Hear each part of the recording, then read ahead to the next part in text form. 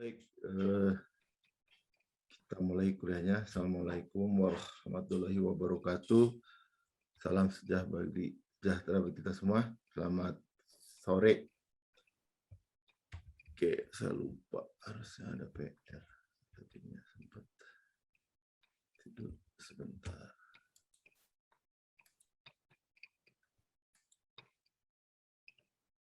Baik, sebelum dimulai ada pertanyaan atau ada yang ingin ditanyakan?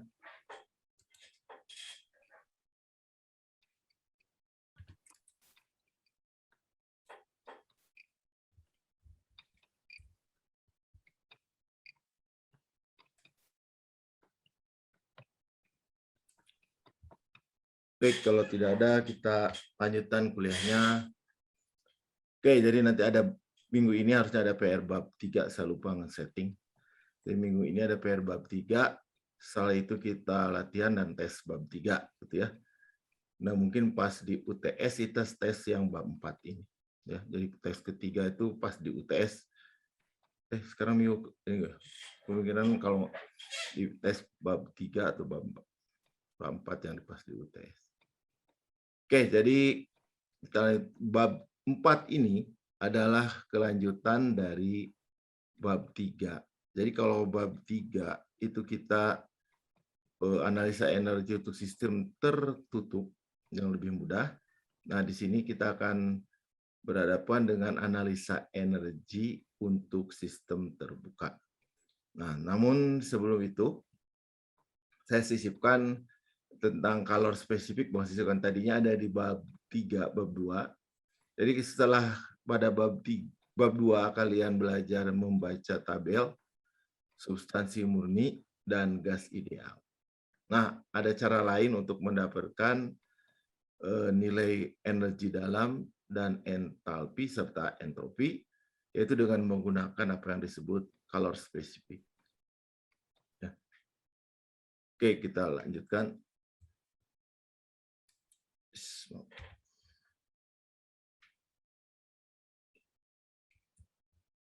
Oke, nah topik-topik yang akan kita bahas pada hari ini yaitu tentang color spesifik, energi dalam, entalpi, dan kalor spesifik pada gas ideal, ya. Lalu pada zat padat dan zat cair. Kemudian hukum kekekalan massa, nah karena sistem terbuka, ada aliran massa, maka selain hukum kekekalan energi, berlaku juga hukum kekekalan massa. Ya. Kemudian energi alir. Nah karena pada sistem terbuka, ada aliran massa yang keluar masuk sistem atau disebut kontrol volume, maka ada energi alir. Ya. Nah, baru hukum pertama termodinamika pada sistem terbuka, ya kita mulai dengan yang paling gampang dulu, yaitu kalau alirannya tunak, ya tidak tergantung waktu.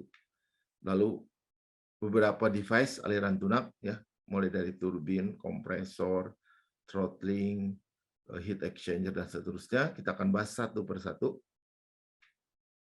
Dan terakhir, pada proses aliran tidak tunak. Yang ini yang merupakan sistem yang tersulit, terkompleks yang kita pelajari, ya, karena di sini ada kalor masuk keluar, ya, dan ada perubahan di dalam sistem. Ya.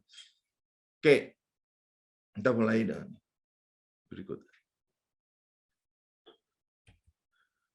Nah, jadi harapkan pada bab ini kalian menguasai, yaitu dapat menentukan kalor spesifik baik pada volume konstan CV ataupun CP, ya, CV atau CP, ya. Kalian mungkin di SMA sudah mengenal.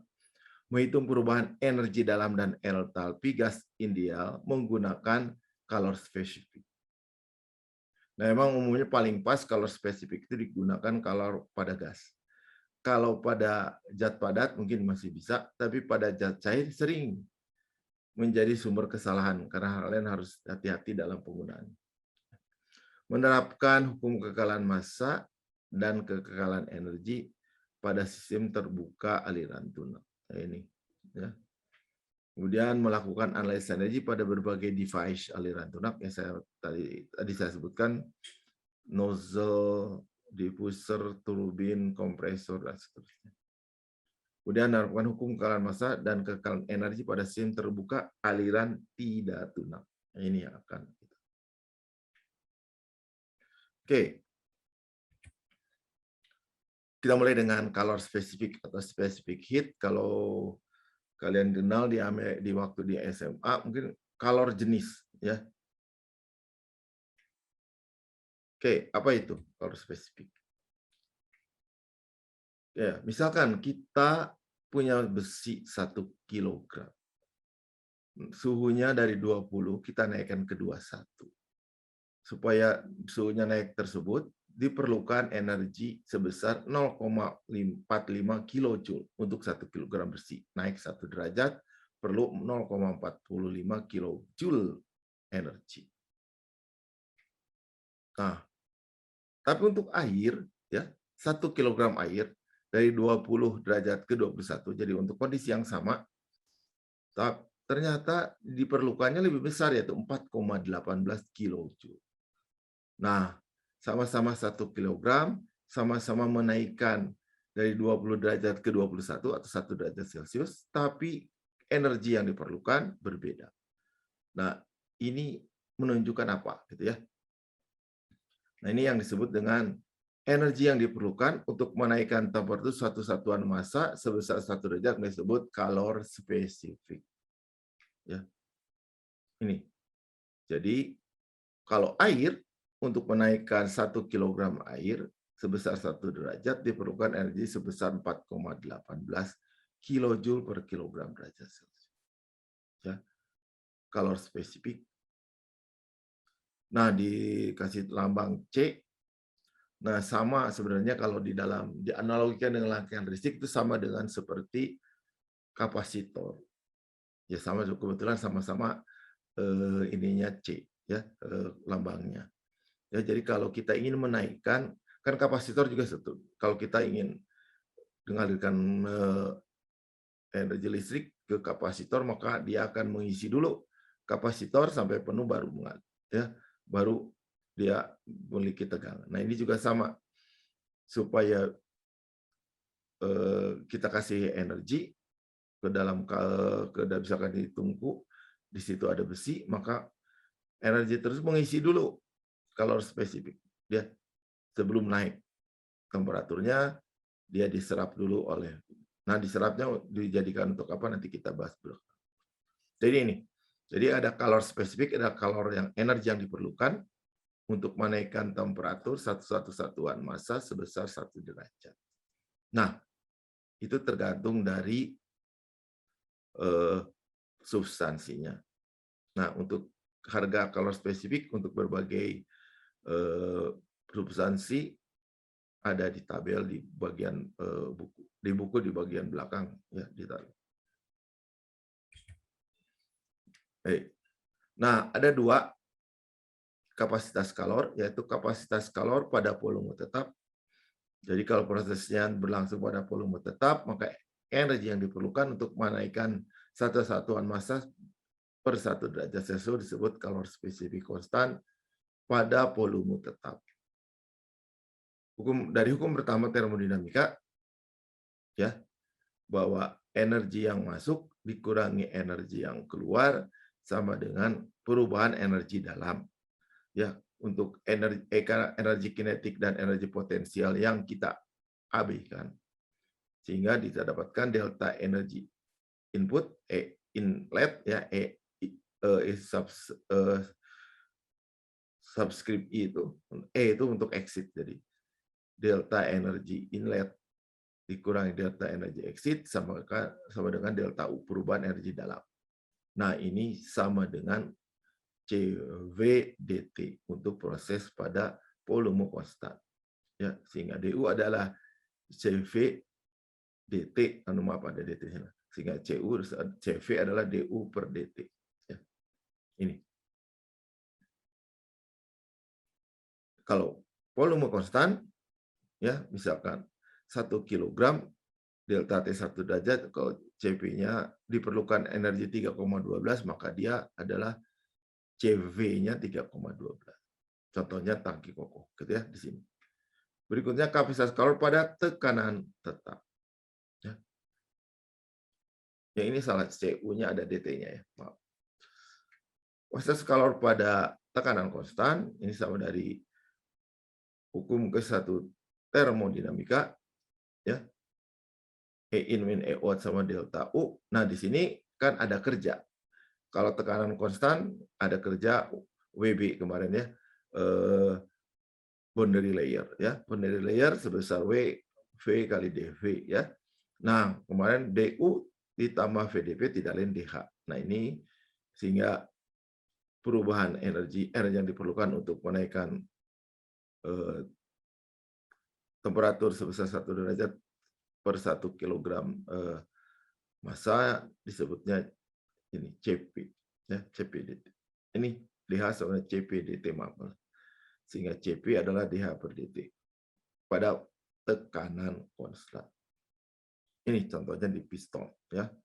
Jadi piston silinder itu untuk menaikkan 1 kilogram substansi sebesar 1 derajat diperlukan 5,2 kilojoule misalkan, maka CP-nya adalah 5,2 kilojoule. Nah, ini CV CP. Jadi CV itu berhubungan dengan energi dalam U, CP berhubungan dengan entalpi H. Nah, memang kalau diproses umumnya lebih gampang berlangsung pada tekanan konstan, maka biasanya banyakkan diproses itu delta H, entalpi yang ada. Oke. Untuk gas ideal, ya.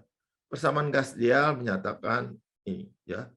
Tekanan kali volume spesifik sama dengan R kali T. Untuk gas ideal, ya, energi dalam adalah fungsi dari temperatur. Ya, kita lihat kemarin kalian lihat di tabel untuk mencari energi dalam itu hanya kita cari berdasarkan temperaturnya, bukan tekanan. Tidak ada hubungannya dengan tekanan. Ya, tekanannya kalau masuk gas ideal maka dia tekanannya kecil, ya. Energi dalamnya berdasarkan temperatur. Oke, dari definisi entalpi dan persamaan gas ideal kita tahu entalpi ada H ditambah U ditambah volume tekanan kali volume. Tekanan kali volume PV volume spesifik tidak lain adalah RT, kita ganti. Ya. Sehingga H adalah energi dalam ditambah RT. Ya, di sini. Nah, karena U fungsi dari T, R juga konstanta, maka H juga pasti fungsi dari T. Ya. Jadi untuk gas ideal, baik H maupun U adalah fungsi dari temperatur. Karena itu kalian bisa lihat harga A dan U di tabel dicari berdasarkan nilai temperaturnya. Nah, karena H dan U untuk gas ideal itu fungsi dari T, maka CV yang berhubungan dengan U dan CP yang berhubungan dengan H pun fungsi dari temperatur. Ya. Nah, sehingga kebalik ini. Maaf. Sebentar. Banyak yang agak sedikit.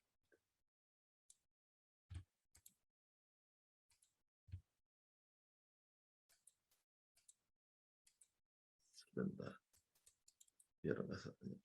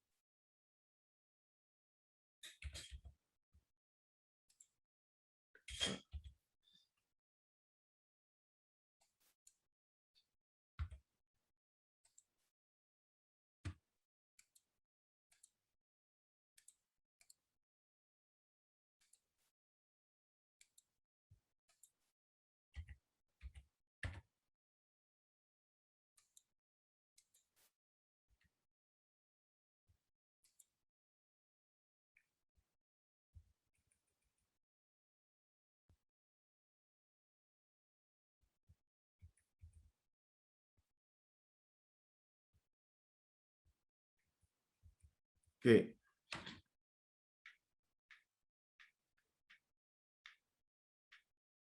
DU CP DT dan DH CP DU CV DT dan DH adalah CP DT. Nah, sehingga untuk cari U pada gas ideal kita lakukan dengan cara mengintegrasikan persamaan CV DT, ya. Delta H juga bisa dicari untuk gas ideal dengan cara mengintegrasikan CP DT. Nah, untuk itu kita perlu tahu harga atau bagaimana CV dan CP itu berubah terhadap temperatur. Dan pada kenyataannya memang harga CV maupun CP itu berubah terhadap ada fungsi dari temperatur. Sehingga kita harus mendapatkan persamaan CV maupun CP sebagai fungsi dari temperatur, baru kita bisa integrasikan untuk mendapatkan delta U maupun delta H. Ya, itu kita harus mencari itu. Nah, contohnya di tabel di buku ada yang nama CP0, ya. CV tapi ada tanda 0, ya. CP0 biasa ditulis dalam bentuk A ditambah BT ditambah C pangkat T pangkat 2 kali D pangkat 3 kilojoule per kilomol. Nah, harga A, B, C, D-nya ada di tabel, ya. Sebuah konstanta ada di tabel di buku, di dalam tabel tabel referensi, ya. Nah, di sini ada 0. 0 itu menyatakan itu adalah tekanan untuk low pressure, ya. Bukan 0 untuk 0 pressure, tapi untuk low pressure, karena ini bisa hanya datanya ada untuk berlaku untuk yang low pressure. Nah, kalau ditabelkan adalah seperti ini gitu ya. Data CV fungsi dari temperatur. Kira-kira ada yang bisa jelaskan kenapa argon, helium, neon, krypton, xenon, radon tidak berubah terhadap temperatur? Tapi kalau hidrogen, oksigen malah makin kompleks mungkin.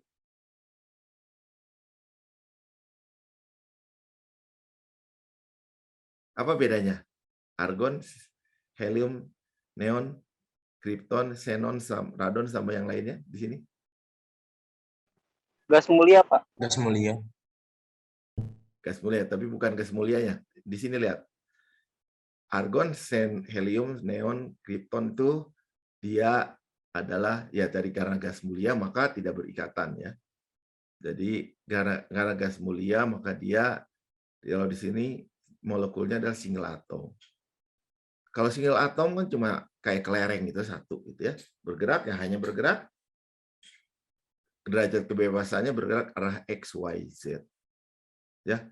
Sehingga dia hanya punya energinya, kalau kita kasih energi, panaskan, energi hanya dipakai untuk bergerak. Energi kinetik saja. Sehingga kalau diturunkan DU per DT-nya, ya, sehingga hanya tidak fungsi dari T. Ya, makanya 3/2 NKT diturunkan terhadap T, ya 3/2 KT. 3/2 K, ya NK, sehingga bukan fungsi dari temperatur. Nah, kalau yang lainnya, ya, sehingga ini ditegaskan sini, ya. Ideal gas pada spesifik ini yang namanya tekanan tadi. Nah, ini sebenarnya didekati pernah orang mencoba. Ini adalah jadi sebelah kiri ini gambar grafik hasil eksperimen real, ya, keadaan nyata. Nah, Einstein ya juga coba mendekati itu, ya, orang-orang fisika teoritis itu kenapa dia bisa seperti itu, ya, fenomenanya seperti apa. Nah, mereka membuat model, ya, pakai model Dumble model, jadi apa, barbel gitu ya. Kalau argon, helium, neon itu cuma satu, ya, cuma translasi mode aja, ya. Nah, tapi kalau dia itu kayak oksigen, hidrogen, dua, ya, seperti ini, Dumble ini, ya, seperti dalam bentuk ini. Ya. Nah, ini kan selain bergerak kiri kanan atas bawah ya depan belakang, dia bisa berputar, bisa bergetar, ya. Bisa berputar di poros sumbu X, sumbu Y, sumbu Z, sehingga derajat kebebasannya tinggi. Nah, di situ kalau dia berputar maka ada disebut rotation mode. Ya. Kalau dia bergetar adalah vibration mode. Ya. Nah, masing-masing bisa diukur. Ya. Untuk masing-masing atom kita bisa mengukurnya. Ini vibration mode itu biasanya di daerah infrared, ya. Kita bisa ukur pakai FTIR dan seterusnya. Jadi itu. Nah, makin kompleks atau molekul, maka makin kompleks gerakan yang dimiliki. Jadi kalau kita panaskan atom, ya, beri energi ke atom, ya, panaskan air kayak seperti itu, maka energi itu dipakai atom, ya, atau mendapat energi menyebabkan dia bergetar, bergerak, bertranasi, bervibrasi, berotasi. Nah, energi itu diserap gitu ya. Jadi energi yang diberikan diserap dulu untuk itu, bertranasi, bergerak, bergetar, berputar, baru dia naik temperaturnya. Nah, itulah kenapa ada kapasitas kalor. Kapasitas kalor dipakai untuk itu. Ya, dipakai energinya dipakai untuk bergetar, bertranslasi, bervibrasi. Nah, ada 4 cara untuk menentukan delta U, delta H dari gas ideal. Oke, yang paling akurat adalah menggunakan data U dan H yang ada pada tabel. Tapi kadang-kadang itu hanya ada untuk beberapa temperatur saja. Ya, kalau kalian lihat di tabel belakang, itu kan ada tabel gas ideal, ya. Tapi kalau yang umum air atau nitrogen oksida. Lalu menggunakan harga CV atau CP sebagai fungsi dari T, ya. Tadi kan integral CV dt atau integral CP dt, ya. Kalau kita punya harga CV sama CP fungsi dari T, integralkan, maka kita dapatkan delta U dan delta H. Ya.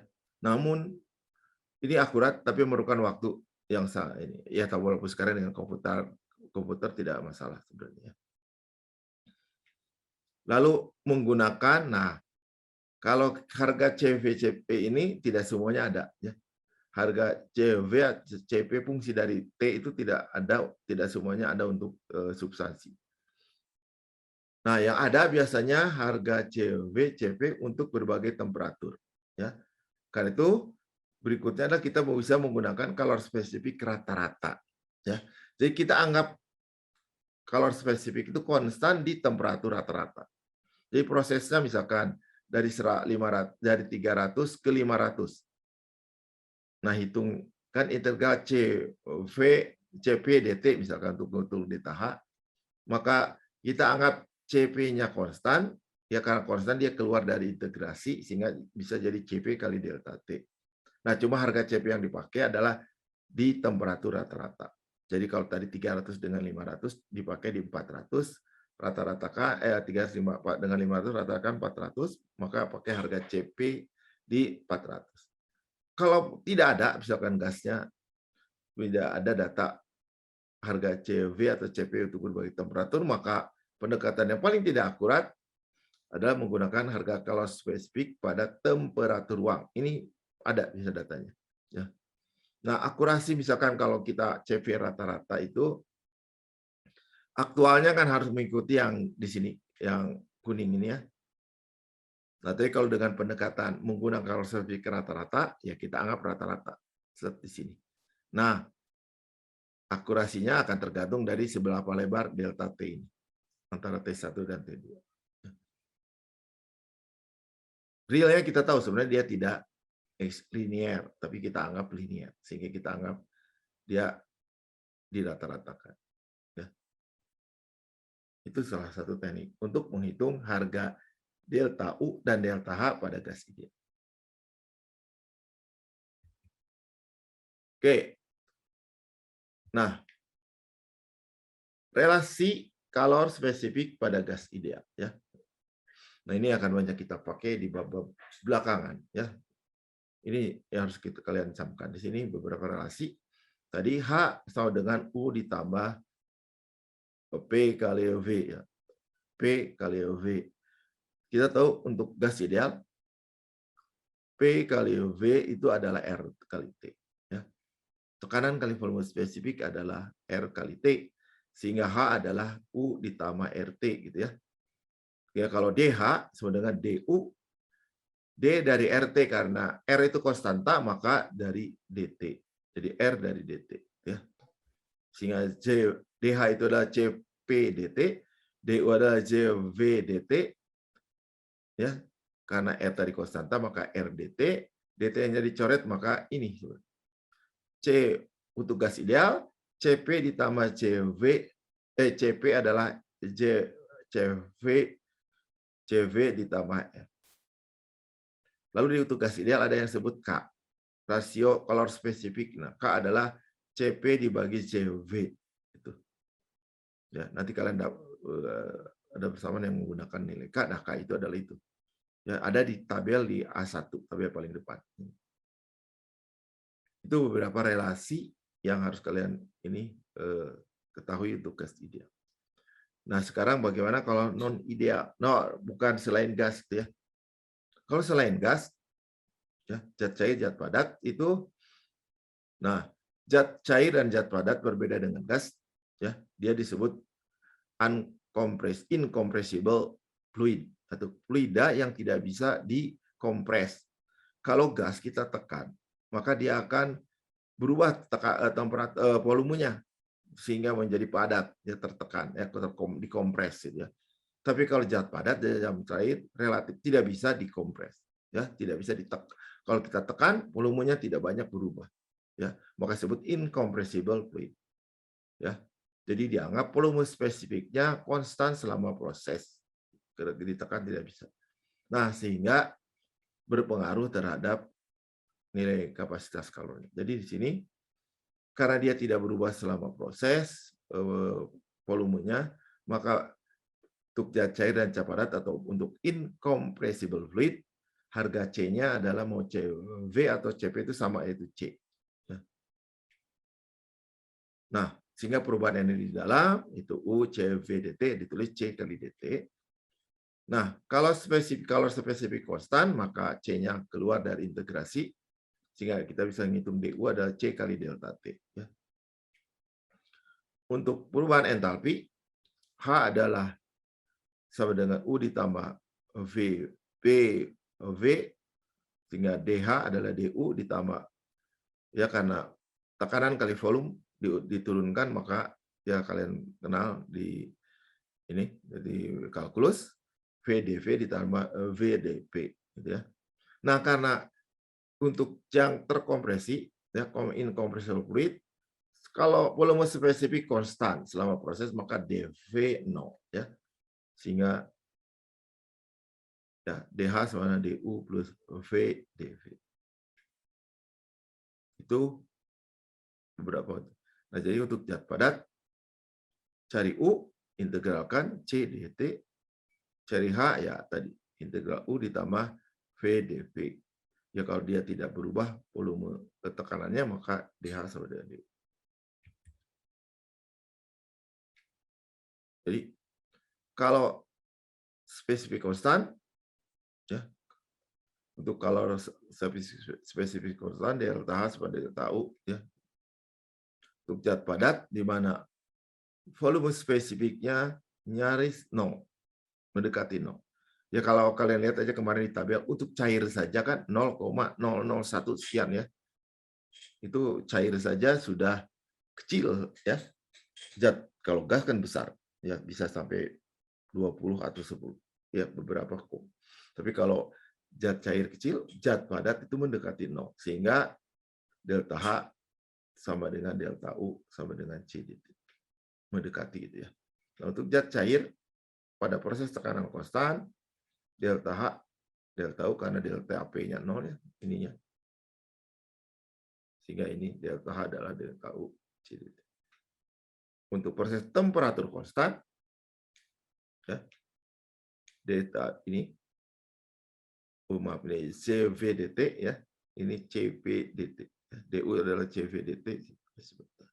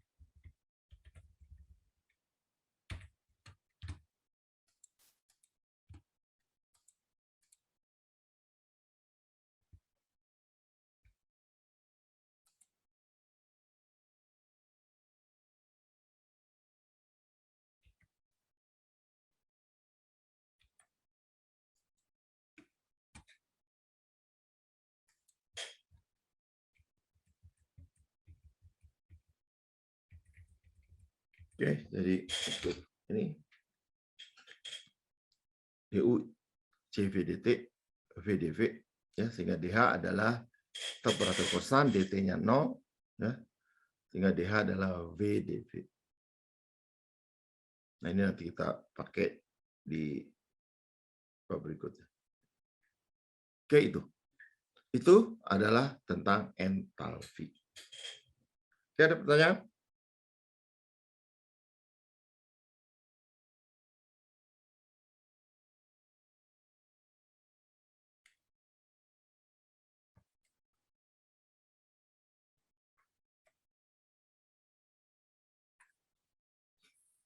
Oke, kalau tidak ada, kita lanjutkan. Nah, contohnya, 2 kg udara dipanaskan dari 300 Kelvin ke 500 Kelvin pada tekanan konstan. Jadi di dalam piston. Ya. Hitung perubahan entalpi dengan menggunakan A. Data kalor spesifik empirik pada tabel A2C. Ya, yang tadi yang CV0 tadi ya. Lalu data udara pada tabel A17. Kalor spesifik pada temperatur rata-rata dari tabel A2C. Ya. Di A2C ada juga. Dan menggunakan harga kalor spesifik pada 300 Kelvin dari tabel A2A.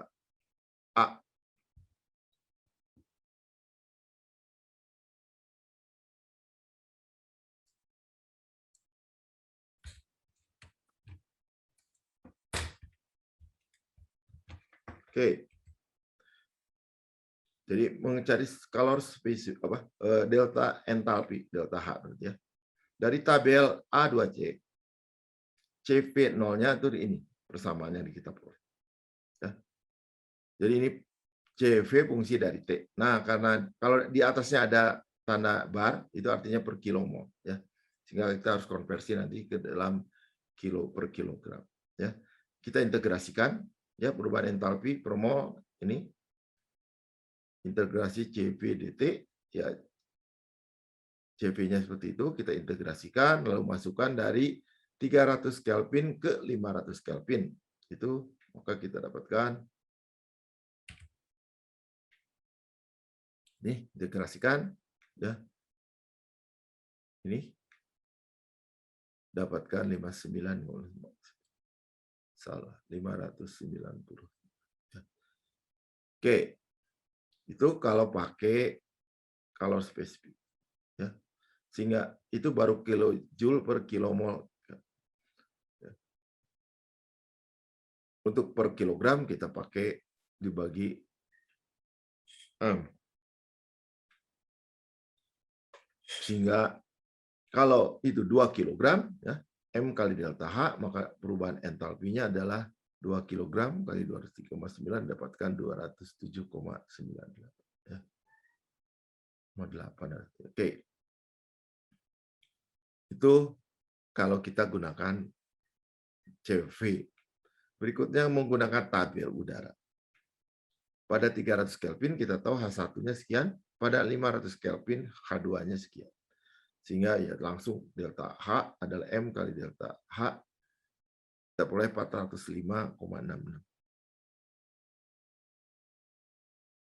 Oke, menggunakan berikutnya kita gunakan harga CP konstan, ya, CP konstan pada temperatur rata-rata. Nah, di sini rata-ratanya adalah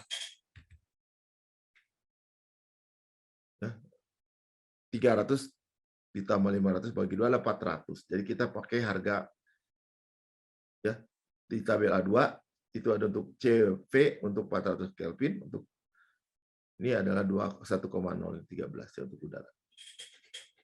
Ya, sehingga kita gunakan delta H ini.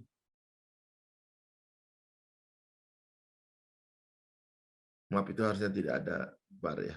Oke, nanti aja. Sehingga kita dapatkan harga delta H-nya ini. Ya. Nah, kalau misalkan dia tadi pakai C fungsi dari T, kemudian pakai tabel. Kalau pun tidak ada, kita bisa harga C di 2A2 P konstan ini. Itu ada yang fungsi dari harga C, P untuk berbagai temperatur, kita bisa cari rata-ratanya seperti ini. Kalaupun ini nggak ada, nah ini pasti biasanya ada, menggunakan harga kalau spesifik pada temperatur 300 Kelvin, yaitu temperatur ruang. Ya, di tabel A2 juga di situ ada, ya, di mana harganya adalah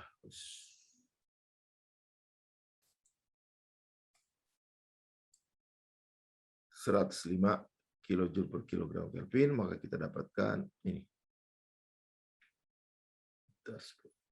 Ya, ya memang terlihat tidak akan sama. Yang paling akurat ada yang paling dari tabel. Ya.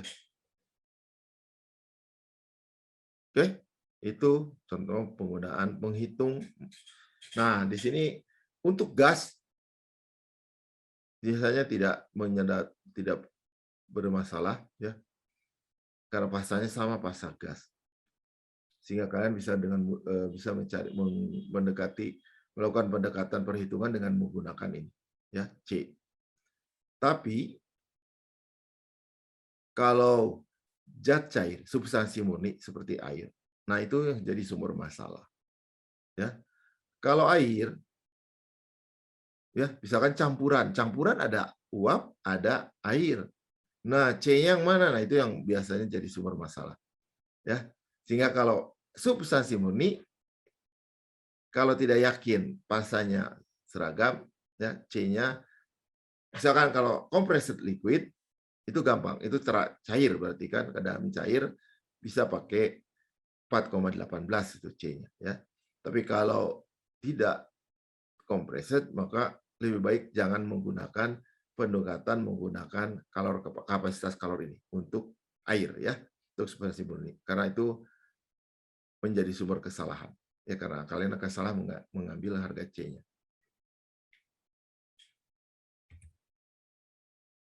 Oke, contohnya lain adalah tentukan entalpi air pada 100 derajat 100 derajat Celcius 15 MPa.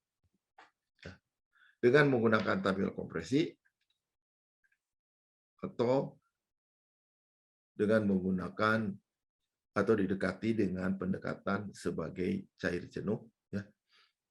Jadi tentukan entalpi air pada 100 derajat Celcius 15 MPa dengan menggunakan tabel compressed liquid, didekati dengan pendekatan sebagai cair jenuh, ya seperti compressed liquid kalau di bawah 5 MPa, ya, menggunakan faktor koreksi.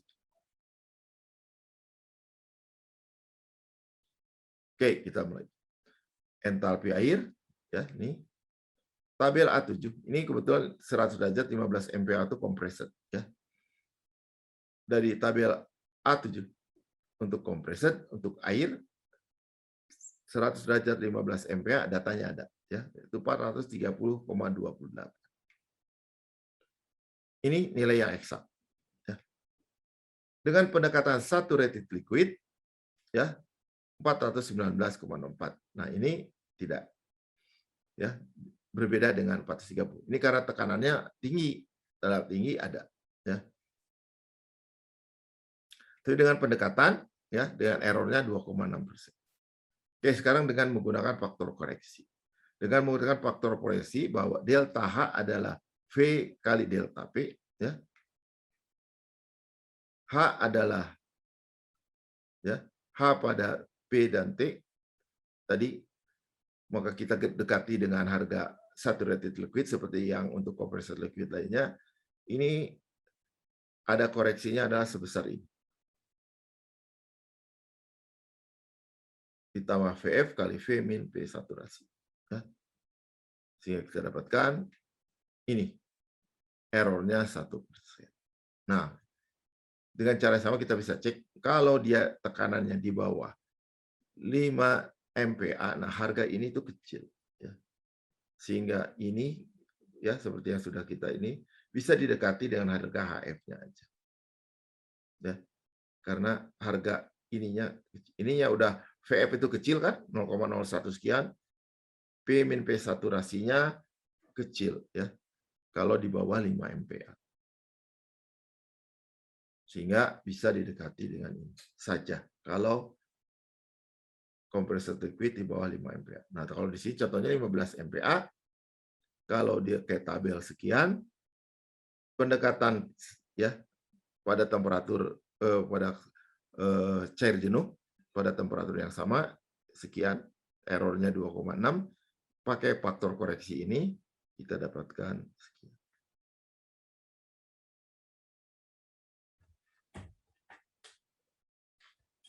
Oke, ada pertanyaan?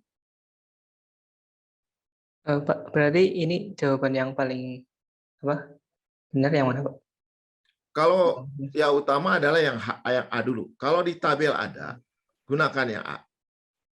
Ya, yang ini. Kalau di tabel ada. Ya. Kalau tidak ada, ya, pakai faktor koreksi. Ya. Kan pas saturasi ada, data saturasi ada, tapi ya kalau nggak ada ya dekatan ini. Ya. Ini tuh hanya cocok errornya kecil kalau ininya kan di bawah 5 MPa. Itu, nah sebenarnya ini bagian yang ini ada di bagian belakang bab 11 kalau nggak salah, di persamaan matematik untuk termodinamika. Ya. Jadi ada mathematic equation for thermodynamics di bagian belakang. Itu ada persamaan Maxwell-nya juga untuk termodinamika. Ya, jadi kalau termodinamika kata UH, temperatur, tekanan, volume, itu mudah kita ukur. Tapi delta, entalpi, entropi, energi dalam susah diukur. Bagaimana kita mendapatkan delta H, U, S dari variabel yang mudah diukur. Nah, itu di bagian relasi matematik untuk termodinamik kita bisa melakukan pendekatan dengan menggunakan itu, ya, dengan beberapa koreksi supaya hasilnya tidak jauh. Ya, karena tidak mungkin ketika kita melakukan eksperimen satu saat, misalkan kalian pas ke bidangnya di situ, di sini seperti ini, data di tabel nggak ada. Kalau kalian harus mengenerate data, perlu waktu gitu ya. Ya kalian bisa dekati dong.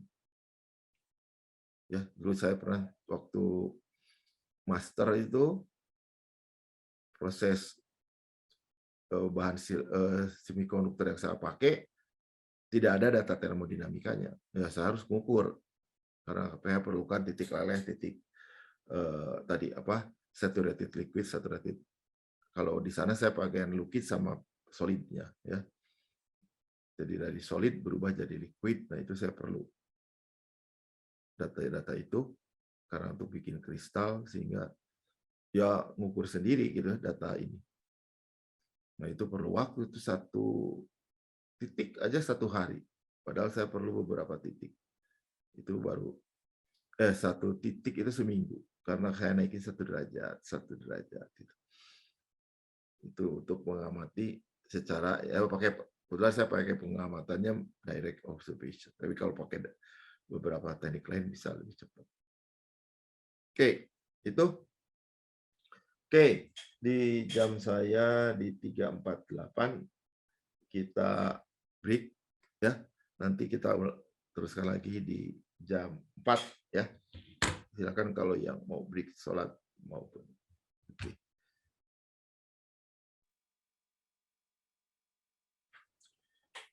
Baik, karena sudah jamnya kita mulai lagi kuliahnya. Oke, jadi kita lanjutkan. Jadi setelah tadi menyimpang sedikit, yaitu membahas dulu tentang kapasitas kalor untuk mendapatkan data, ya.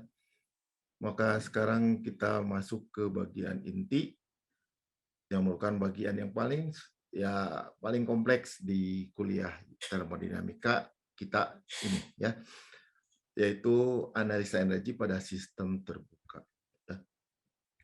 Ini kalian sudah kemarin di hukum nah, karena sistem terbuka, ya, ada aliran massa, maka kita mulai dengan hukum kekekalan massa. Ya. Hukum kekekalan massa menyatakan massa yang masuk, jumlah massa yang masuk dikurangi jumlah massa yang keluar adalah perubahan massa di dalam kontrol volume. Ya, jadi kalau yang masuk banyak, yang keluar sedikit, maka akan bertambah. Tapi kalau yang masuk sedikit, yang keluar banyak, maka akan berkurang. Tapi kalau yang masuk sama dengan yang keluar, maka yang di dalam kontrol volume, ya, sistem atau kontrol volume tidak akan berubah. Nah, itu biasanya disebut tune-up, ya, tidak berubah terhadap waktu. Biasanya sigma M in atau inlet I dikurangi sigma M out, biasa juga pakai E, ya, exit, sama dengan delta M dari kontrol volume. Ya. Itu dalam bentuk laju. Nah, umumnya karena ini ada massa masuk, massa keluar. Untuk kasus tertentu biasanya untuk kasus aliran tunak, ya, nanti perubahan massa di dalamnya konstan, sehingga kita menggunakan misalnya laju, ya. Laju massa masuk, ya, ke dalam kontrol volume dikurangi laju massa yang keluar adalah perubahan laju massa di dalam kontrol volume. Nah, dinyatakan dengan ini. Nah, karena laju massa kita harus hitung ada dikalikan dengan menggunakan massa laju, ya. M dot itu menyatakan laju per kilogram per detik, ya.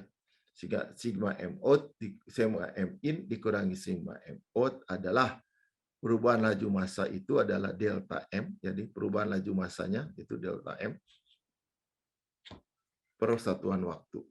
Maka ini adalah delta C per delta, ya.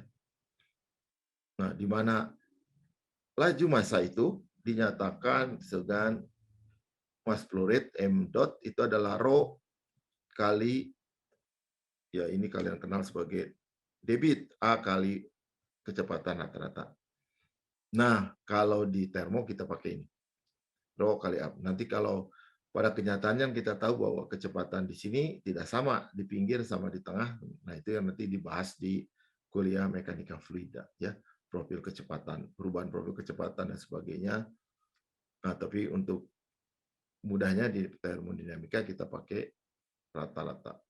Kecepatan rata-rata adalah, ya, M dot laju massa adalah rho kali debit atau A kali kecepatan rata-rata. Oke, itu hukum kekekalan massanya.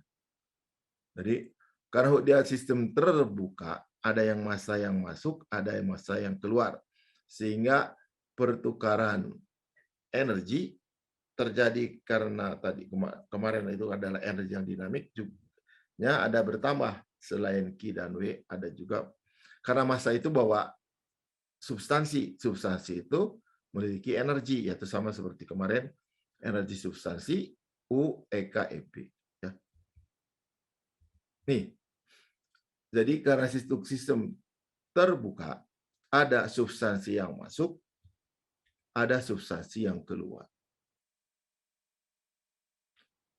Nah, substansi masuk, ya, sama yang keluar itu substansinya sama dengan yang di volume kontrol. Ya, kemarin kalau substansi yang ada di volume kontrol punya U, punya EK, punya EP. Ya.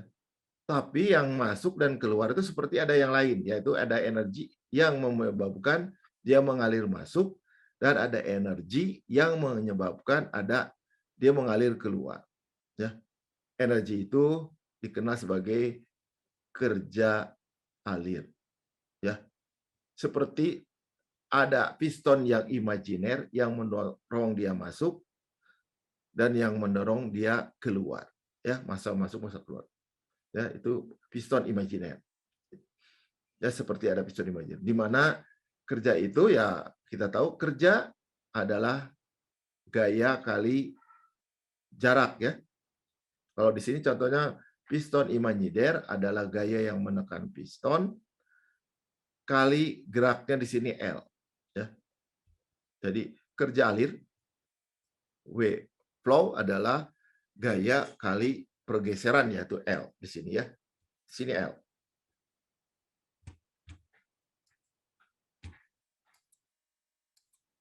Ya, di sini gayanya adalah L. Ya. L-nya ini. Jadi gaya ini di sini menekan pergeseran sejauh L ya, sehingga W adalah F. Nah, tahu F gaya ya, tekanan adalah gaya persatuan luas ya. F per A kali A per L ya, kita tahu A per L adalah tidak lain ya, ini A ini L, luas alas kali panjang maka tidak lain adalah volume ya. Sehingga kerja alir adalah tekanan kali volume. Ya.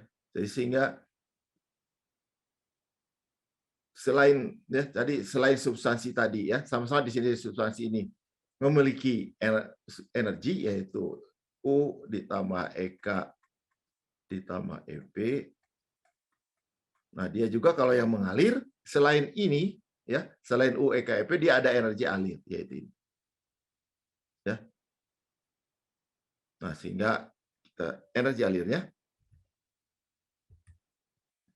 ada ini. Ya. Nanti belum. Oke. Nah, ada U, EK, EP. Nah, energi substansi yang mengalir ya, ini adalah tadi energi substansinya ini KEP ditambah energi alir. Nah, energi alir ditambah energi dalam adalah apa yang disebut entalpi. Tadi kita sudah bahas CV, CV, CP ya. Kalau di sistem tertutup kita hanya ada U, tapi di sini ada U dan ada H, awas ya. Di sini biasanya sumber kesalahannya. Kalian tidak tahu apa itu A, apa itu H, sama-sama energi, sama-sama ada di tabel. Tapi kapan kita pakai U, kapan pakai H, awas. U, H itu adalah substansi itu punya U, EK, EP. Tapi substansi yang mengalir ada energi alir. Ini sehingga energi alir ditambah energi dalam jadi H. Jadi H ini hanya ada pada yang mengalir. Awas ya, keywordnya ini. Yang mengalir. Jadi hanya ada pada yang mengalir. Jadi U, EK, EP ya substansinya. Sehingga tadi substansi yang masuk energinya adalah H, EK, EP. Yang di dalam U, EK, EP. Yang keluar H, EK, EP karena dia mengalir keluar, mengalir masuk. Ya, di dalam U, EK, EP. Itu. Jadi energi alir adalah itu. Ya, jadi ada energi alir karena dia mengalir. Ya. Oke, itu yang harus dicamkan. Jadi bedanya U sama H, jadi H itu di sini muncul karena substansinya mengalir sehingga energi dalam U ditambah energi alir tekanan kali volume sama dengan H.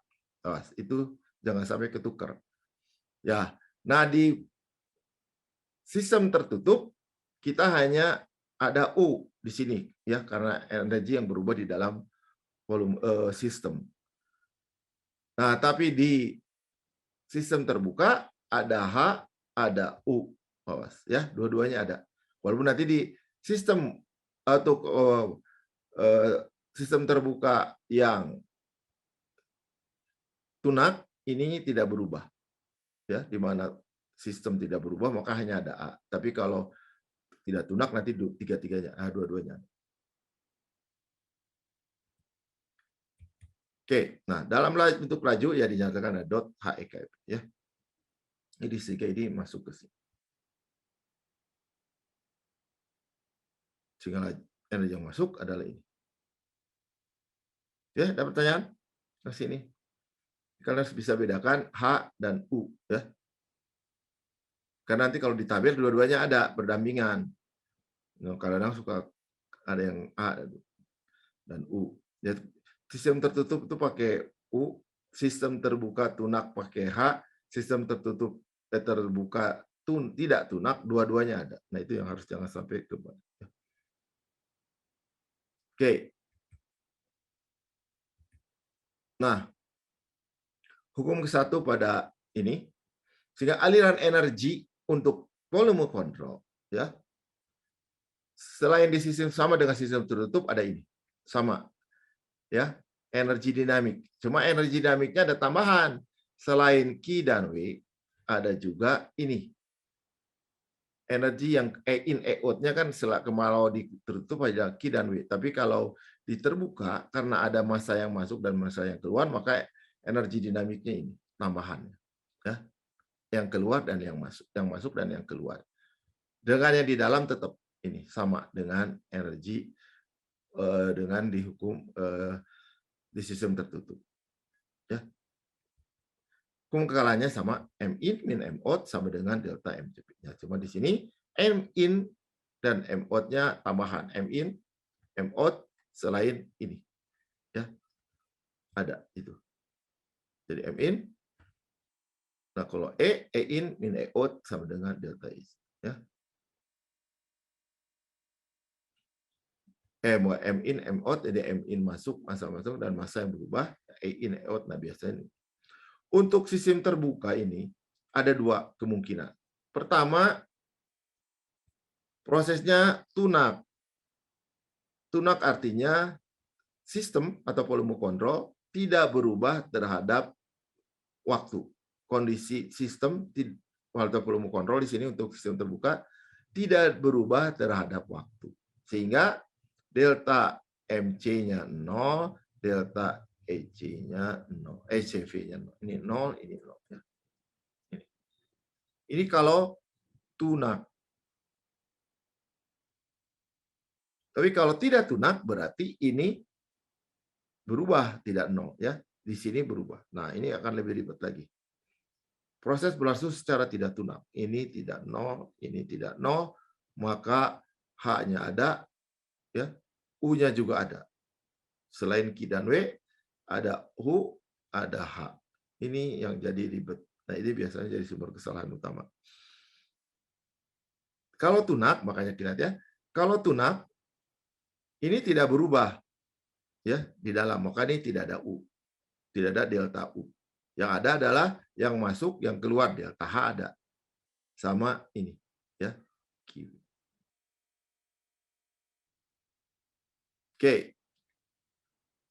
Kalau ada pertanyaan silakan, ya. Nah, hukum ke-1 termodinamika biasanya dinyatakan dalam laju untuk daerah tunak, ya. Untuk tunak karena sistem tidak berubah, maka biasanya kita sebut lajunya dalam laju aliran masuk dan aliran keluar. Sehingga ini dalam bentuk dot, ya. M in, M out, ya. Karena dia 0 tidak berubah di dalam delta di dalam kontrol volumenya tidak berubah, maka yang masuk sama dengan yang keluar. Jumlah yang masuk sama dengan jumlah keluar. Sehingga yang di dalam kontrol volumenya tidak berubah.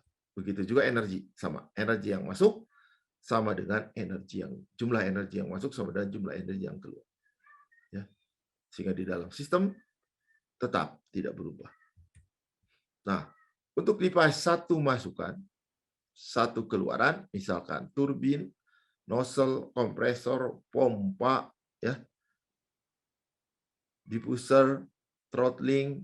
Nah, itu cuma satu. Sigma-nya hilang karena M in sama M out sama dengan M. Ya. Cuma ada satu. Ya, nanti. Oke, ini persamaan umum dulu. E in, ya, E out sama dengan E out. Ya, jadi E in Q, ya, dan yang di bawah massa masuk, ya, ini kan energi dari substansi yang di bawah massa masuk adalah ini, ya, H, EK, EP sama dengan E out. Nah, kemarin E out W, ya, Q dan W-nya jadi E in, E out sebenarnya kan Q itu bisa masuk, bisa keluar, W juga bisa masuk, bisa keluar, cuma konsensus tanda, ya, kemarin waktu kita di bab 2, konsensus tanda Q masuk itu positif, W masuk itu negatif, maka kita ini ya, sehingga terpisah seperti ini. Q dan W. Nah, jadi kalau yang keluarnya W dan di bawah massa. Keluar, di mana energinya adalah H, EK, EP. Ya. Tuh. Kalau satu masukan, satu keluaran, hanya ada ini satu. Ya. Harusnya ini tidak ada ini. Maaf, harusnya tidak ada ini. Sehingga Q min M sumnya nggak ada ya, sehingga M dot ini. Oke, ini. Jadi saya selalu saya mintanya kalian menurunkannya dari sini. E in min E out sama dengan delta E. Sama. Sehingga saya tidak minta kalian menghafal ini. Karena itu sesuatu yang mudah gitu ya. Kalian pakai itu aja. Jadi turunkan dari situ. Nah, baru kemarin pakai asumsi kita coret-coret. Jika ya, sehingga ini adalah seperti ini. Q min W sama dengan M delta H ditambah delta EK ditambah delta EP. Jika delta EK delta EP-nya 0, maka Q min W sama dengan delta H. E itu menyatakan exit, I itu menyatakan inlet. Ya. Nah, tergantung arah, Q dan W-nya bisa positif, bisa negatif, jadi juga berhubungan dengan ini. Ini persamaan utamanya. Ya. Soalnya nanti umumnya pakai ini. Nah, jadi device-nya kita akan bahas satu per satu. Ada pertanyaan?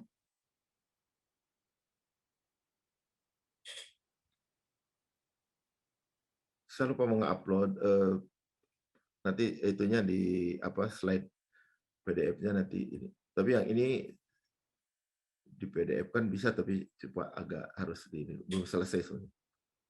Baik, kita mulai satu persatu.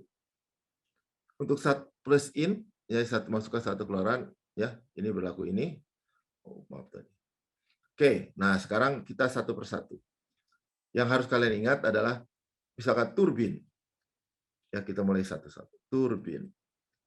Turbin itu ya dia mengekstrak energi dari energi alir ya. Jadi fluida masuk ke dalam turbin memiliki energi besar yang tinggi, keluar energinya berkurang karena energi itu diekstrak oleh turbin menjadi kerja ya. Jadi turbin ya itu karena itu tekanannya pasti turun. Energi biasanya dilambangkannya begitu. Jadi masuknya ini keluar sini ya, menghasilkan kerja. Ya. Ini ada Q, ada W, ya ada M in, ada M dot, ya ada yang keluar. Nah, untuk turbin, ya jelas biasanya delta EK 0. Ya, ini asumsinya. Delta EP 0. Nah, untuk yang adiabatik, ya turbin yang idealnya Q 0. Ya, walaupun sebenarnya ini tidak. Sehingga bisa dilihat ya, kalau turbin yang adiabatik Q 0, ini coret, ya. Ini coret, sehingga W sama dengan M kali delta H, di mana delta-nya di sini adalah M dot kali HI min HE. Jadi kerja yang dihasilkan di turbin adalah delta energi air yang masuk, ini fluida yang masuk dikurangi energi fluida yang keluar. Ya.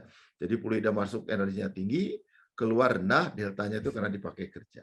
Kalau tidak ada kalori yang keluar. Kalau ada yang kalori keluar ya biasanya ya ditambah ini. Kalau Q-nya tidak nol, maka pasti kerja yang dihasilkan adalah MHI min HE ya dikurangi Q yang hilang. Pasti. Ya, itu kalau kita hitung ya.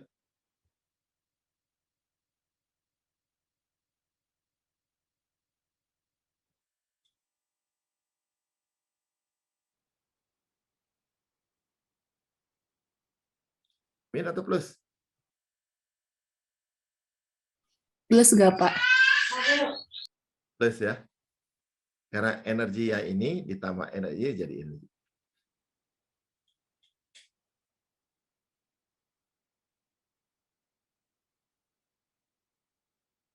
Oke? Itu kalau turbin. Ya, jadi turbin keistimewaannya ini delta EK, delta EP, no ya. Turbin masukannya energi tinggi, keluarnya energi rendah. Nah, biasa dilambangkan begini karena begini tekanannya turun, berarti tahanannya turun. Nah, ya. Jadi tekanannya turun. Sehingga diekspand. Jadi biasanya diekspansi di turbin. Itu seperti itu. Ya, jadi masuk ini ke sini keluar. Jadi tekanannya terendah, maka ditulisan seperti ini. Itu turbin. Ya. Nah, kalau kebalikan turbin adalah kompresor.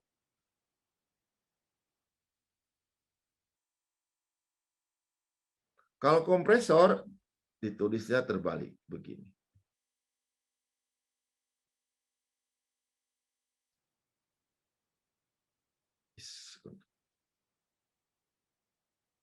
Maaf, salah. Sama. Gambarnya sama.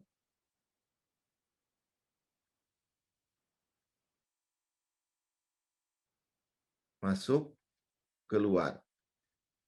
Ya, lebih di sini lebih kecil berarti dikompres, ditekan ya. Ya, ini sehingga memerlukan kerja. Jadi kerja kalau ini energi fluida, energi alir diekstrak menjadi kerja. Kalau ini energi alir dinaikkan dengan kerja. Dikompres. Ya, kompresor sama turbin. Bedanya di situ. Kebalikan dari turbin ya. Kalau turbin menghasilkan kerja, kalau kompresor memerlukan kerja. Ini sama umumnya EK deltanya EK delta EK 0, jadi delta EP 0. Idealnya kompresor itu juga terisolasi dengan baik. Ya sehingga sama. Nah, cuma di sini awas. W sama dengan M kali delta H-nya H I min HE sama kan dengan ini. Cuma ingat, karena energi yang keluarannya lebih tinggi ya dari energi masukan, maka ini pasti negatif. Ya jelas benar kan? W negatif artinya memang kompresor memerlukan kerja. Ya sehingga kalau kita pakai hitung W dalam bentuk ini ya biasanya M kali HE min HI. Ya kalau besarnya. Ya kalau ininya ya sama. Ini negatif pasti karena memerlukan kerja. Kompresor sama pompa sama fungsinya, menaikkan tekanan, menaikkan ini. Apa bedanya kompresor sama pompa?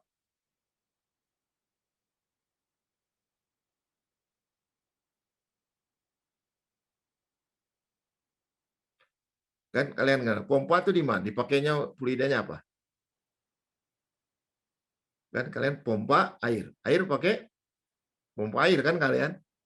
Kalau itu ban pakai apa?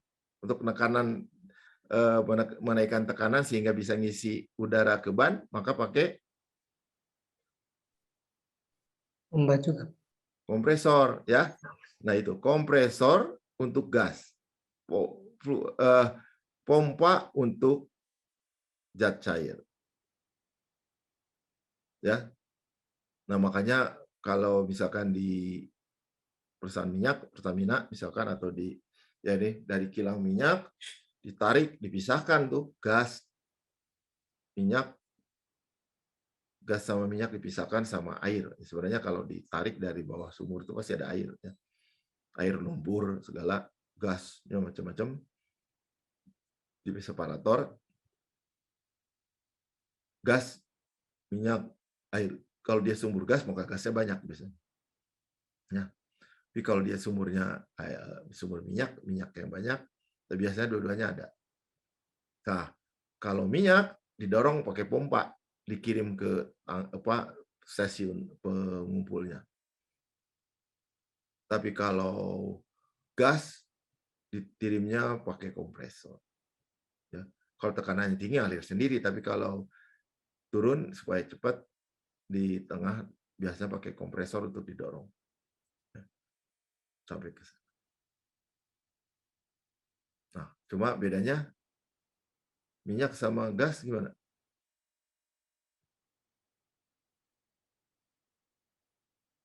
Yang mudah di storage yang mana? Disimpan. Ya. Ya, kalau kalian lihat kan kilang-kilang minyak ada. Nah, karena minyak mudah disimpan dalam bentuk cair ya. Dan berat jenisnya Rho-nya kan tinggi. Volume spesifiknya rendah memang kalau cair ya minyak. Tapi kalau Rho-nya kan tinggi jadinya. Sehingga mudah. Tapi kalau gas mau disimpan mau kilangnya segede apa gitu ya. Sehingga gas itu biasanya langsung diproses dipakai. Kalau enggak ya dibuang daripada nanti disimpan meledak gitu ya. Nah itu makanya kalau gas langsung dipakai. Kalau enggak dicairkan. Ya, disimpannya dalam bentuk dicairkan ya. Di LPG di apa seperti ya LPG kan dicairkan ya. Cairkannya ya suhunya rendah kan tergantung gasnya apa. Kalau metan yang minus sekian gitu ya. Pakai proses. Nah, itu pakai kompresor dan sebagainya. Oke, itu. Udah lain? Nah, selain turbin, yang lainnya adalah sebutnya throttling yang biasa. Throttling itu di rumah ada. Ya. Throttling ada di kulkas. Ya. Untuk menurunkan tekanan. Ya. Nah, di throttling itu asumsinya delta EK 0. Itu yang harus kalian ingat yang ininya. Ya, di EP itu mendekati 0. Ya, throttling itu hanya katup gitu, atau tabung kapiler. Kerja juga tidak ada. Yang ideal juga kalau tidak ada. Oke, jadi kalau ini dicoret, ini dicoret, ini dicoret, ini dicoret, jadi tinggal apa?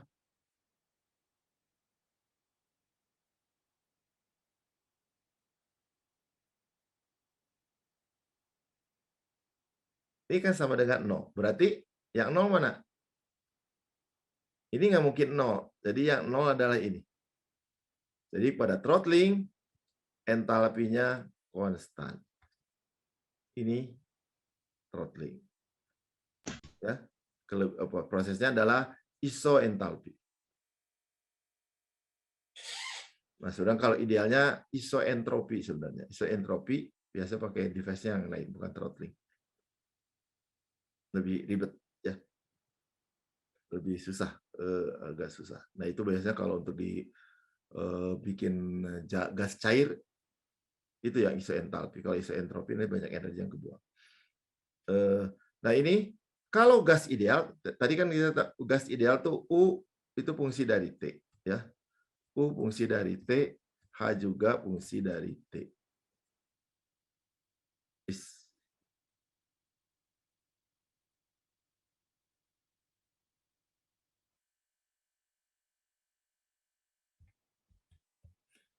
Ini fungsi dari T, lupa ini. Oke. Sehingga kalau H fungsi dari T, jadi kalau untuk gas ideal, throttling itu adalah isoentalpi. Nah, throttling biasanya salah satunya untuk dipakai untuk mengecek kualitas uap. Ya. Karena tahu entalpinya sama, kalau kita tahu dicek di luar, oh entalpi di dalam sekian, maka oh kualitas uapnya ya. Misalkan di saluran uap, ya kalau diproses di industri, ya ada aliran uap ya biasanya. Uap itu baik sebagai sumber energi atau juga sebagai pemanas atau pengering dan sebagainya. Untuk heat exchanger dan sebagainya ya. Jadi penukar kalor pakai uap atau uapnya bisa di air ngalirin kalor ngambil uap, ngambil energi dari yang panas dia jadi uap, dibuang. Untuk uap panas dipakai untuk memanaskan fluida lain yang lebih rendah. Nah, itu biasanya harus pakai saluran. Itu throttling. Nah, biasanya umumnya dalam bentuk valve. Biasanya valve. Jadinya dalam bentuk valve gitu ya. Atau tabung kapiler. Di sininya banyak tabungnya tidak bolong, tapi di sini ada kayak gabus gitu ya yang menahan dia sehingga terjadi drop tekanan ya. Nah, di kulkas ini dipakai untuk menurunkan energi dari ini. Ya kan dia kulkas atau AC. Misalkan kulkas, mari es.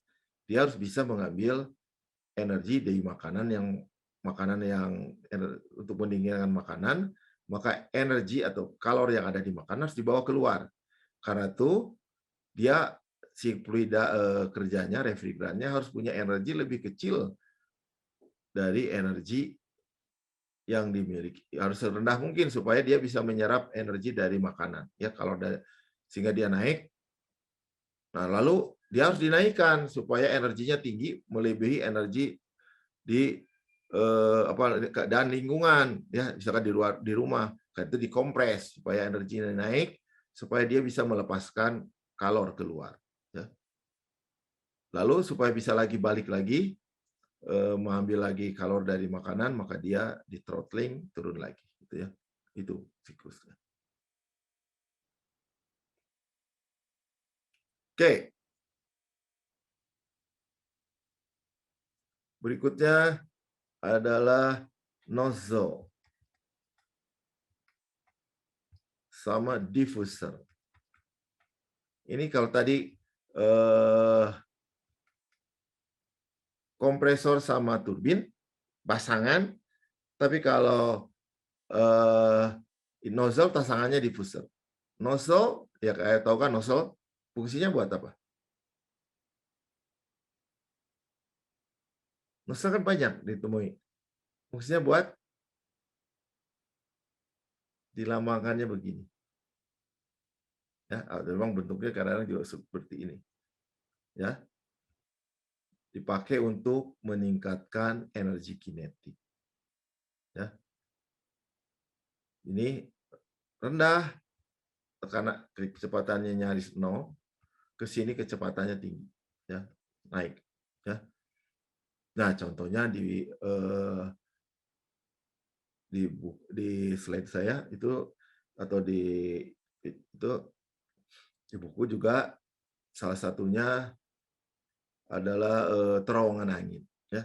Terowongan angin itu untuk mensimulasikan, misalkan kita mendesain pesawat, mendesain mobil, misalkan F1. Model F1 itu kan, kalau kalian yang suka nonton F1, itu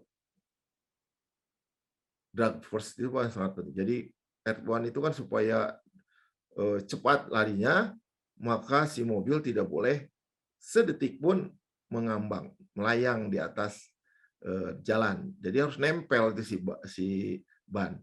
Ya kalau tidak nempel kan mau ban berputar seperti apapun, nggak akan maju mobilnya karena kalau dia melayang. Karena itu dia itu harus nempel ke jalan istilahnya.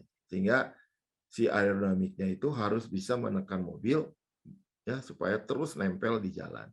Nah, itu sangat penting. Termasuk juga mobil-mobil yang lain penumpang gitu ya. Biasanya kalau ngujinya gimana desainnya supaya dia nempel. Nah, itu nggak mungkin kan mobilnya lagi lari kita ukur ya, nggak mungkin. Yang mungkin adalah mobilnya diem, udaranya yang lari ya, maka itu udaranya dihembuskan, itulah di terowongan angin ya. Jadi kalau pesawat juga sama, betul nggak berapa gaya angkatnya seperti apa gitu ya, apakah dia bisa terbang atau tidak ya, diuji gitu ya. Jadi bukan pesawat yang bergerak, tapi disimulasikan udaranya yang bergerak, gitu ya. Karena gerak itu relatif kan, ya. Gerak itu relatif, sehingga ya salah satu bergerak maka itu dia bisa dilihat tergantung dari sudut pandang.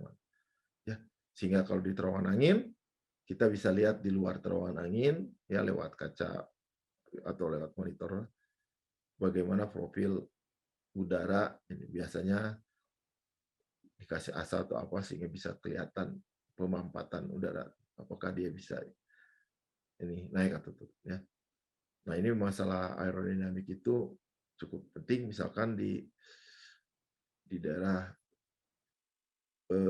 jalan tol. Sekarang kita jalan tolnya banyak ya. Jalan tol itu mobil kecepatan tinggi ya. Tekanan di sekitar mobil rendah ya karena kecepatan tinggi. Udara bergerak, yang ditinggalkan udara yang ikut bergerak tadi tinggalkan itu kosong sehingga kecepatan tekanan di sana. Nah, kalau ada angin dari samping, nah apalagi kalau mobilnya kayak bis, truk yang tinggi, itu bisa oleng ya, bisa berbahaya. Nah, itu makanya kalau lewati jembatan itu kan pasti di antara lembah ya kan, di bawahnya sungai. Sungai itu kan biasanya diapit, kalau di daerah-daerah pegunungan diapit oleh lembah. Ya, lembah itu kan kayak koridor udara ya, koridor air. Kalau koridor udaranya bisa bergerak kecepatan tinggi. Di negeri seperti Jepang pun pernah gitu ya, kereta jatuh dari jembatan gara-gara kena efek itu. Oke, nah untuk nozzle, jelas di sini fungsinya menaikkan energi kinetik tidak. Ya. Energi potensial 0. Tidak ada kerja. Ya. Idealnya Q juga 0. Ya. Sehingga tinggal ini 0, ini 0, ini 0. Tinggal ini. Nah, umumnya untuk nozzle ya, masukkan ya kita tuh ini sehingga apa? HE min HI plus EKE min EKI sama dengan 0 atau HE min HI plus P kuadrat exit per 2 ya, ini min P kuadrat salah.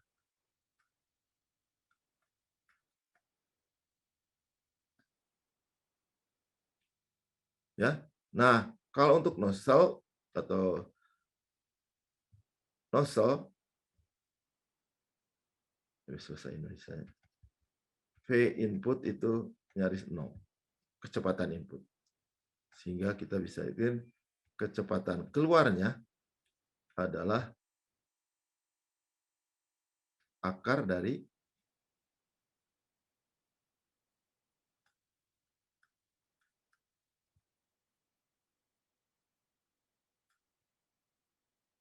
ya ini.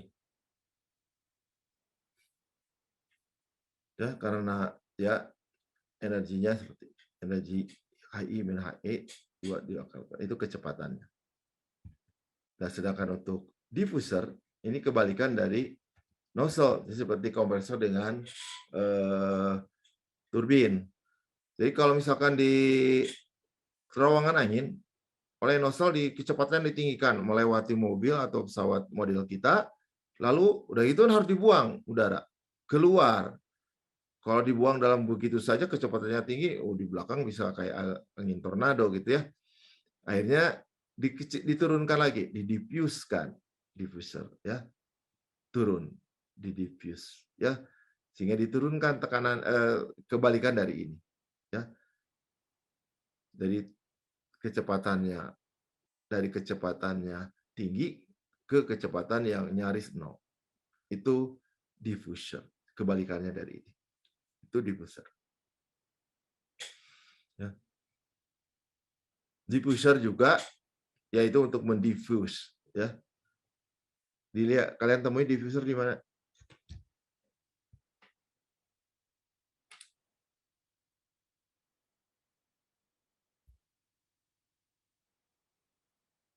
Yang aromaterapi bukan, Pak? Ya. Ya, diffuser salah satunya ya, diffuse. Kalau kalian belum pernah masuk ke kampus ya. Ke perpustakaan itu AC-nya sentral. Ya, AC sentral itu udara dikirim, didinginkan, lalu dikirim ke ruang-ruangan. Nah, diturunkan udaranya lewat ini kan, lewat apa? Atas, ya, lewat dari langit-langit, dari atap, dari langit. Nah, ini supaya diffuse, ngalirnya nggak ke satu arah, pakai diffuser. Nah, cuma masalah diffuser itu bilah-bilah biasanya ya. Kalau kena udara, dia bergetar. Kalau bergetar apa?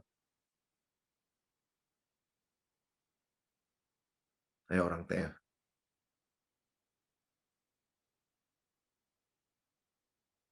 Ya, tekanan berubah-ubah. Tekanan berubah menghasilkan gelombang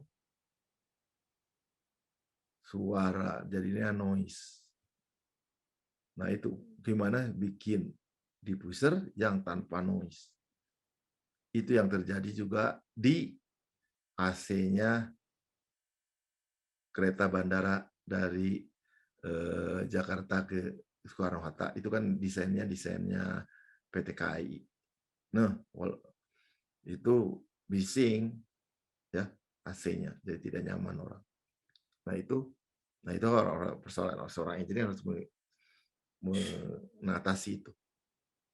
Nah, kebetulan beberapa orang KAI itu yang di Madiun itu orang TF tuh, chip engineer. Jadi kemarin teman-teman di sebelum pandemik, teman-teman di grupnya Pisbang biasanya ikut membantu mengecek tingkat kebisingan dari AC yang ada di kereta itu. Ya, yang untuk perbaikannya seperti apa. Mulai dari desain AC-nya, penempatan termasuk diffusernya. Itu bagian dari itu. Ya, karena kan supaya dingin cepat kan, udara dinginnya harus banyak karena orangnya banyak kalau di pesawat di kereta. Kalau kecepatan tinggi ini diffusernya bilah-bilahnya bergetar, itu juga menghasilkan suara gitu ya, noise. Itu yang nggak. Oke, itu kalau diffuser sama nozzle. Nah, berikutnya adalah heat exchanger. Nah, ini yang bagian heat exchanger. Jadi pasti di industri ada. Penukar kalor. Penukar kalor itu misalkan bisa dua fungsinya, memanaskan atau mendinginkan. Ya, memanaskan. Misalkan contohnya di mobil, ya, mesin panas, ya, didinginkan dengan radiator. Air radiator, ya, dia pakai air radiator, tapi airnya disirkulasi supaya dingin, di heat exchange dengan udara. Maka di depan radiator kan ada kipas, kipasnya memaksa udara melewati bersentuhan dengan sirip-sirip dari yang ada aliran air dari radiator, sehingga terjadi kontak ya. Makanya dia dibikin ada singnya sebetulnya, itunya apa, ada seperti bilah-bilah itu yang dimana dia berhubungan dengan pipa air di radiator ya, supaya kontak luas permukaan kontak antara udara dan airnya besar, sehingga udara kontak dengan air yang panas mengambil kalor dari air ke, ya sama dengan juga yang di komputer kalian gitu ya. Kalau di laptop ada heatsink. Heatsinknya cuma pakai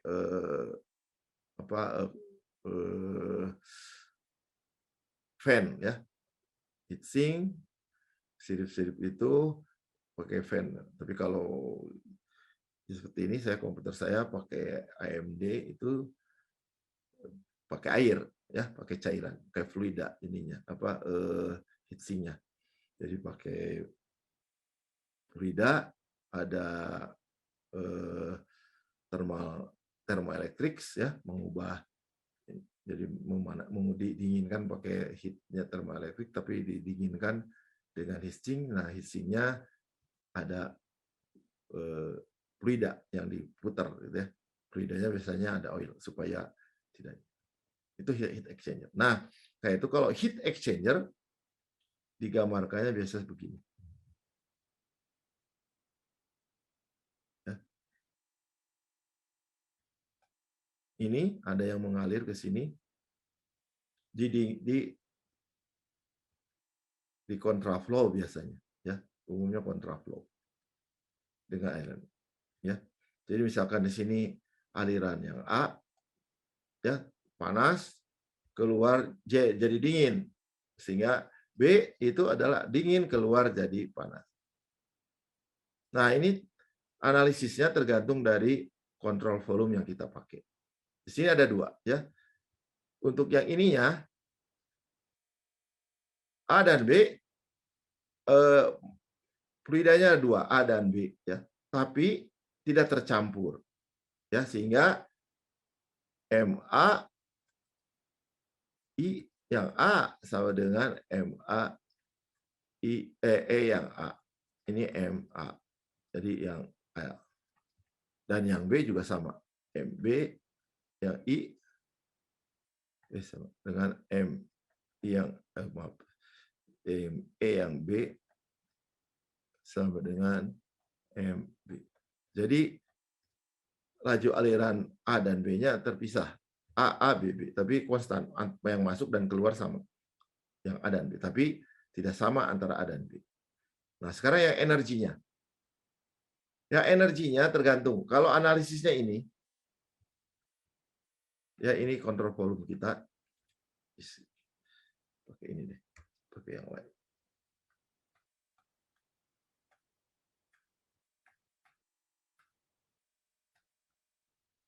Nah, ini kontrol volume kita.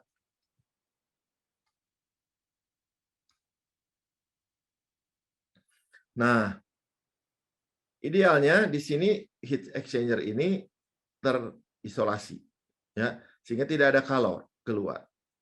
Kalor itu ada pertukaran kalor terjadi antara A dan B, tapi di dalam sini, di dalam kontrol volume, ya, sehingga Q-nya 0. W-nya juga 0. Nah, umumnya delta EK juga 0. Delta FP juga 0. Sehingga yang ada adalah 0 sama dengan ini jadi coret, ini coret, ini coret, ini coret. Ya, kalau dia Q-nya 0, misalkan heat exchanger-nya ideal ya, Q-nya 0, tidak ada yang hilang kalor, jadi hanya di dalam sini. Nah, sehingga apa?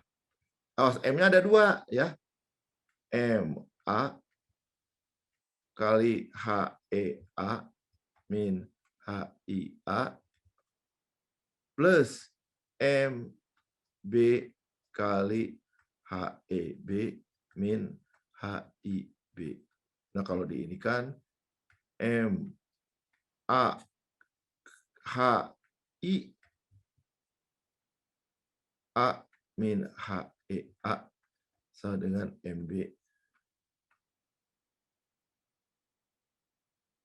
HEB.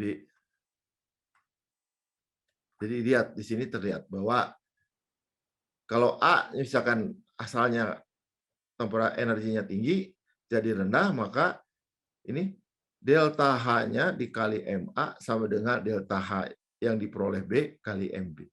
Ya. Itu. Jadi penurunan energi di A dipakai untuk menaikkan energi di B. Ya sebaliknya gitu. Nah, itu kalau ininya di sini. Ya. Jadi di sini sehingga biasanya dalam bentuk MA per MB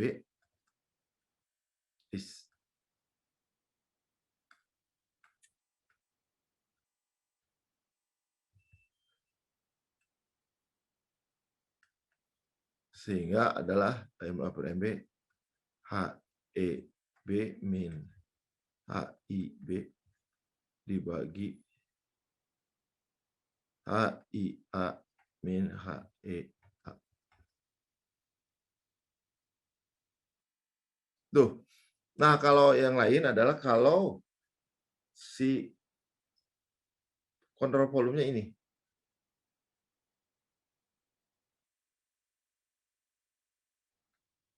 di sini. Nah, kalau ini ada key ya yang bertukar antara A dan B, tidak 0. Di sini key-nya tidak 0. Sehingga ada key ya sama dengan yang untuk yang ini adalah MA kali HEA min HEB. HIB, maaf. Oke, coba. Q sama dengan M A HEA min HIA. Nah, di sisi B jadi yang A, yang B ini Q A Q B. MB sama dengan HEB min HIA. Nah, cuma hubungannya ada QA dan QB adalah kalau A melepaskan kalor, maka B menerima kalor. Ya, makanya QA itu pasti minusnya dari QB.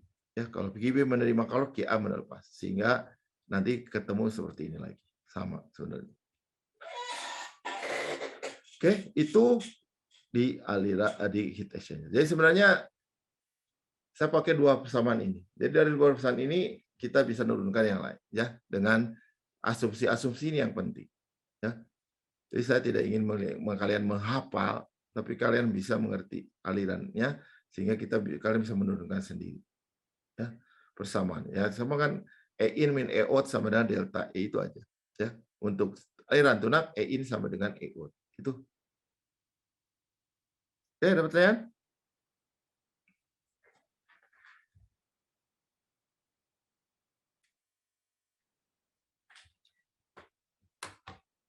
Oke, terakhir mungkin ini untuk soalnya ada pencampuran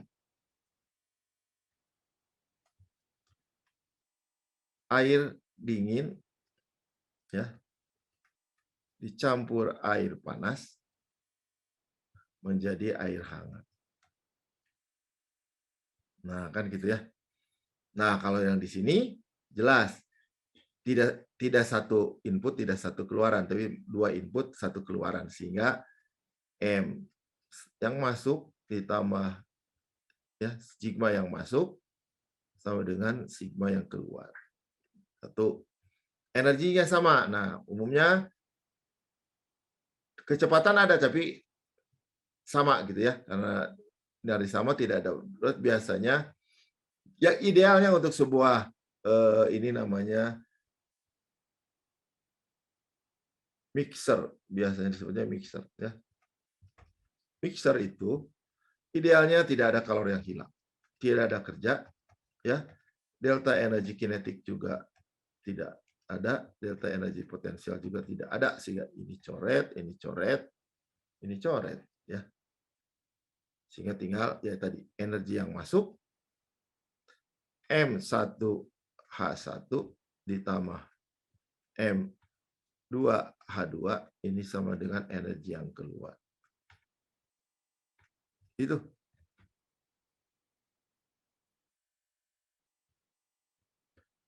Oke. Ini karena waktunya sudah habis. Oke, untuk kami nanti ada PR untuk bab 3 ya. Sudah itu kita bahas, kita tes lagi bab 3. Tes kedua. Oke, ada pertanyaan? Nah, versi lain dari slide ini nanti saya upload yang versi ini. Ini sebenarnya juga bisa di ini. Ini saya biasa dari awalnya pakai slide-nya dari Macromedia Flash ya. Atau sekarang pakai Adobe Flash, tapi karena sejak Desember 2020 teknologi Flash itu dimatikan karena tidak bisa jalan di Android ya. Jadi Flash itu sudah tidak di-support lagi sampai tahun kemarin Desember 2020. Dan itu rubah ke HTML5. Jadi nah cuma perlu waktu nih ngerubahnya. Jadi saya coba akan pakai HTML5. Ini pakai Reveal.js HTML5.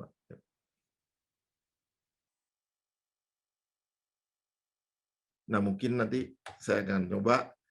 Kalian tahu kan Kahoot ya untuk interaktif. Nah, saya quiz-quiznya nanti ada soal kalian seperti Kahoot gitu. Nah, lagi didesain ada ini dari di yang Reveal.js ini ada ininya. Coba lagi dicoba dulu karena saya harus install server untuk mobile-nya. Jadi kalian connect ke server mobile tersebut, ngasih jawabannya lewat sana pakai HP. Ya, saya soalnya dari sini. Nah, nanti sejak besok ini saya ke kampus, coba kutak-atik di kampus. Oke, kalau tidak ada, saya cukupkan sekian. Terima kasih.